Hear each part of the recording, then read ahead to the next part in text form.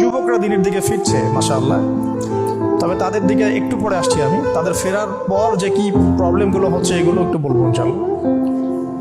ফেরার পর অনেকে মনে হচ্ছে ফেরার আগেই ভালো ছিল, কমসে কম ফেরার আগে ইসলাম নিয়ে এত মানে মত পার্থক্য, এত ভেজাল, হ্যাঁ, এত এত রকম কথাবার্তা, যাবো কোথায়, করবো কি, এটা চিন্তা করতে করতে মনে হচ্ছে আগেই ভালো ছিলাম রে ভাই।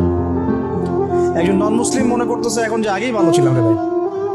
ইসলাম কবুল করার পরে এখন তো দেখি যে 10 জন 10 কথা বলে, 10 জন 10 মতো চলে, এক একজনের সাথে শত্রুতা পোষণ করছে। প্রথমে বুঝতে পারে না, আস্তে আস্তে আস্তে আস্তে যখন ভিতরে যায় তখন বোঝে যে বাপরে বাপ, অবস্থা তো ক্রিটিক্যাল। পরিবার নিয়ে শুরু করেন, পরিবারও জাহান্নামের টুকরা। ম্যাক্সিমাম পরিবারের মূল উদ্দেশ্য এখন একটা বাড়ি করা, একটা চাকরি, একটা সুন্দরী মেয়ে বিয়ে করা, আর মেয়েরও টার্গেট থাকে একটা টাকা